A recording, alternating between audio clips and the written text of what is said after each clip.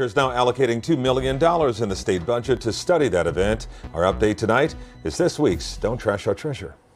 A marine mystery in the lower Keys that continues to baffle, Sawfish, shock, oh, what the hell?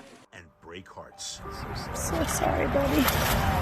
According to FWC, since December, at least 21 critically endangered small-tooth sawfish have been reported dead. Separately, more than a dozen species of fish have been seen spinning and acting erratically. Now, we don't know if these two events are related, but we have investigations and lines of inquiry going on right now. And officials, not the only ones investigating. Back in February of last year, I noticed that pinfish started behaving odd, like they were playing dead, and some of them were spinning. For Greg Furstenworth, the Lower Keys are more than just a vacation destination. This is home. That's why after he saw that first pinfish, he pressed record and hasn't put down the camera since. Oh no. And then come around November, I started seeing the behavior start doing that again.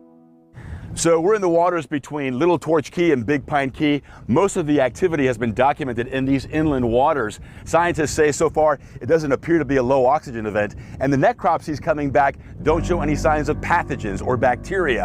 At first I was scared, and now I'm just curious of what the environment's going to turn into if this keeps on progressing. What is he doing? Yeah. It's that curiosity that's fueling both residents and tourists to document these bizarre behaviors from Key West, now all the way north to Key Largo. We're up in the upper Keys right now off of Key Largo, and this is, to our knowledge, the first time that we're seeing our fish spinning. We have a very serious situation in the lower Florida Keys now that could be spreading to the middle and upper Keys. Dr. Brian LaPointe is a Lower Keys resident and research professor at FAU's Harbor Branch Oceanographic Institute.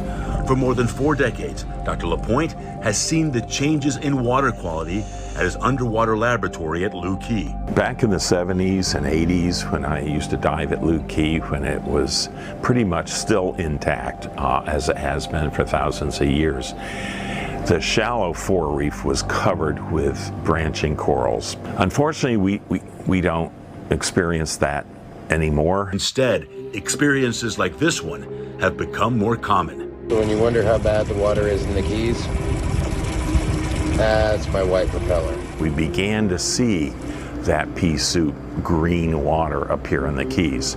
That first appeared in late June, early July. It got worse through the summer. And as we all know, we had a very hot summer in South Florida. That exacerbated it. Last week, after seeing the images coming in from neighbors in the Keys, Dr. LaPointe volunteered to collect his own samples.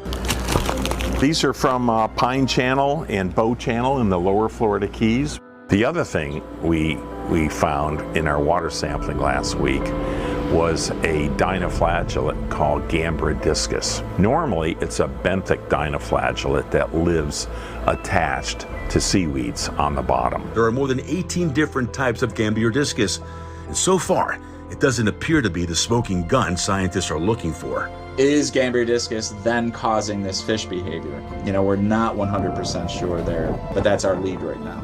Dr. Michael Parsons is a professor at Florida Gulf Coast University School of Water and has been working directly with FWC on this. A lot of people are working really, really hard on this. We want to get to the bottom of this. And though we still don't have the answers, it has been a wake-up call for many. It's important that people pay attention to what we have and not wait until we figure out what we've lost. We will ride this out and hopefully come out on the other side better for it.